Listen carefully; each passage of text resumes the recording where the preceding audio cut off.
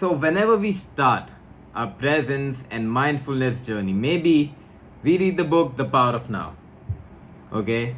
And then we start doing mindfulness. We start bringing presence into our daily activities, okay? We try to be empty-headed 24/7, okay? And if you're doing this, if you're trying to be empty-headed, if you try to watch your thoughts and you're always trying to observe your thoughts and not follow your thoughts, not getting attached to them, not getting hooked by your thoughts, and fall in this cycle of continuously thinking.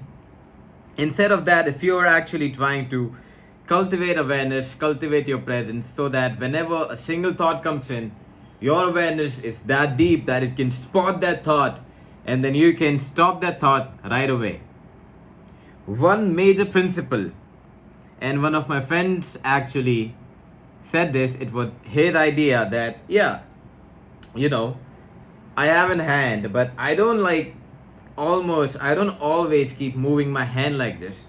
Okay, only when I need to use my hand to pick up something, then I use my hand. But what happens if even though I don't want to pick a pen, even though I don't want to pick my AirPods, I just keep on moving my hands like this? I don't stop them. And then what will happen? One thing is that a lot of unnecessary energy, which could have been saved, gets used in moving your hand continuously. And also, whenever you do want to hold something, you do want to pick something, you do want to pick a pen, it becomes difficult to grab a hold of the pen. The same with your mind, the same with your thoughts, right? So what a lot of people do not understand is that we don't have to continuously keep thinking. We can actually come back to a place where we don't have to think and think just whenever I need to think. Okay, what happens if you continuously keep thinking, like continuously keep moving your hands? Okay, then the things which are important for you to understand and think and have clarity on, our mind actually becomes not a tool to help you, but actually a curse, right? If it's continuously moving, you cannot even focus on the important things that require your focus. So that is why it is important to keep a watch on your mind, to not let your thoughts wander. But then there is this big and massive trap that everybody who actually practices presence and actually practices it seriously, puts a lot of effort. I remember when I started practicing presence, I used to do it 24/7. I did presence for 3-4 months, 24/7. I tried to be aware of my thoughts 24/7. And then after 3-4 months, I actually put awareness in my body. And then I started doing Vipassana 24/7 as well. And then after some time, actually, you don't require effort to do it. All of it becomes natural. Okay? And I'm not saying you need to do Vipassana or you need to do some kind of practice 24/7. If it aligns with you, then you can do it. If it doesn't, you might not need it. But it actually is. If you will ask me, I will give you the advice of being aware of your body 24/7. Or as much as you are reminded of it. Okay, so what is this trap? This trap is actually trying to have an empty mind. The biggest trap, the biggest beginner level trap, okay? I'm saying beginner because there are a lot of tricky traps in your journey ahead, but this is the biggest beginner level trap, okay? And just changing your approach to your practice can actually give you massive amounts of spiritual, personal transcendence. Massive. Okay, and you are in a state much easier, much receptive to actually recognize the true nature, recognize your true nature, recognize the true nature of the universe, or recognizing oneness. Okay, so having an empty mind is blocking your awakening. Chasing an empty mind, always trying to have an empty mind, is blocking your awakening. It's actually blocking your ability to recognize oneness, blocking your ability to find non-dual awareness. Now I will tell you why. I will tell you why chasing an empty mind is actually blocking your awakening. So, what happens when you chase an empty mind? You are trying to do something. You are chasing. It is still an act of chasing. It is still an act of attaching yourself to an empty mind. Okay? So it's not like the thought that comes in and says that you need to have an empty mind is another form of control muscle. Let's say fixation. It's a fixation in consciousness, and we can say that it's a control muscle trying to control your experience. Okay?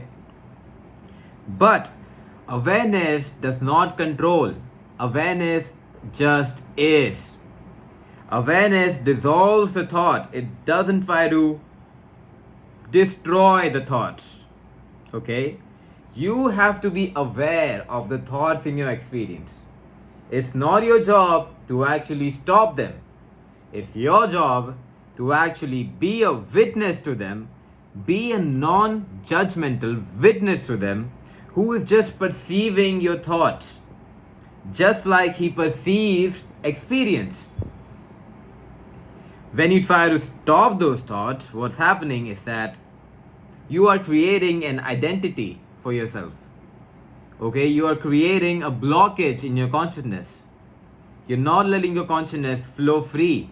You're not letting your awareness flow free. You are actually creating an identity.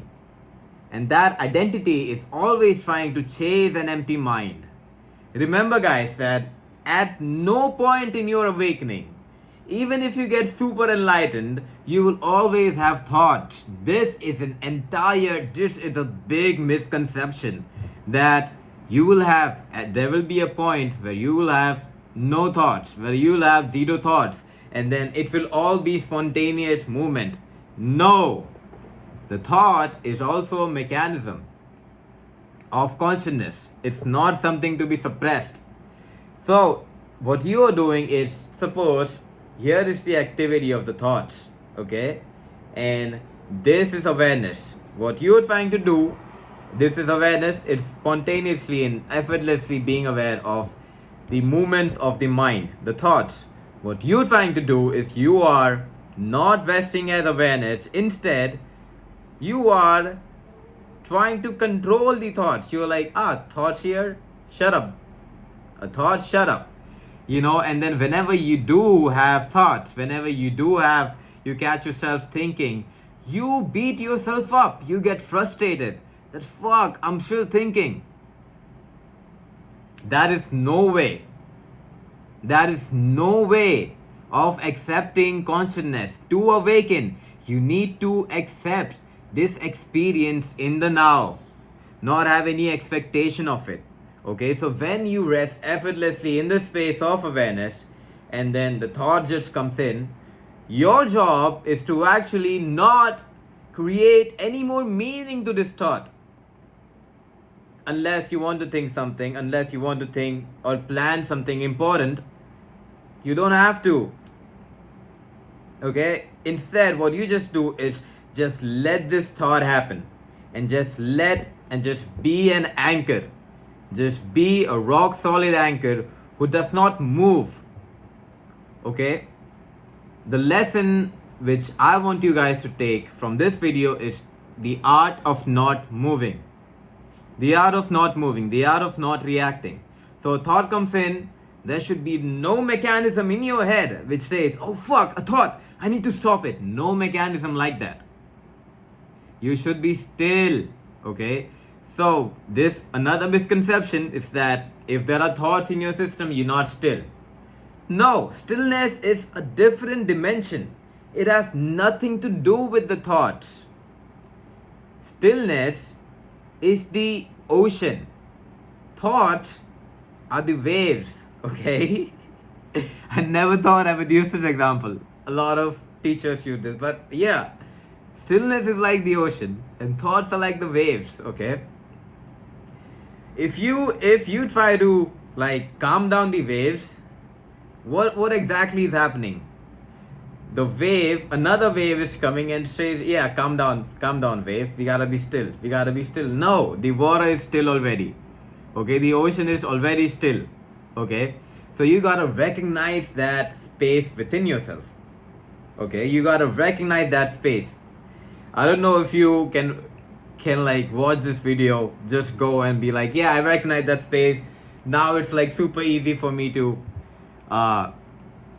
not try to shut down my thoughts or to recognize myself as stillness, because there are a lot of practices that I did, which I made myself, which I can share with you guys, which will make it very easy for you to actually recognize yourself as stillness, and then recognizing every other aspect of your experience as objects of your experience.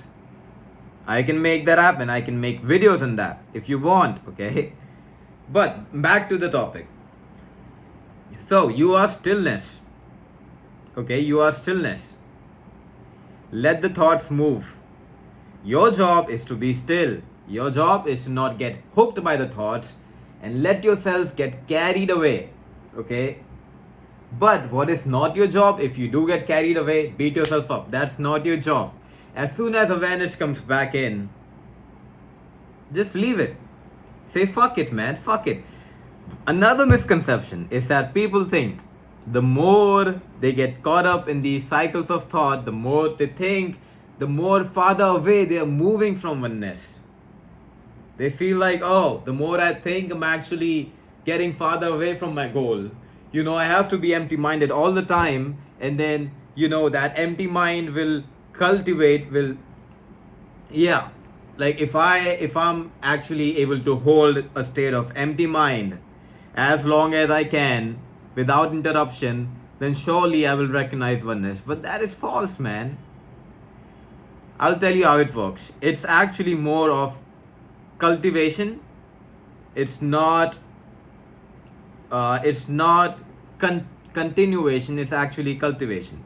So you don't have to be continuously in the state of empty mind. Instead, you have to come back to the state of empty mind enough that it then becomes a natural way of your being. Then you don't have to put effort into that.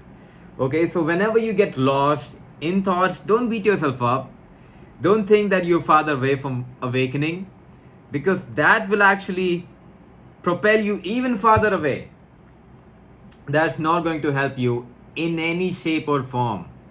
Okay? Yeah. So maybe that's it for today's video. If there, I cannot tell you how much more I can talk on this topic.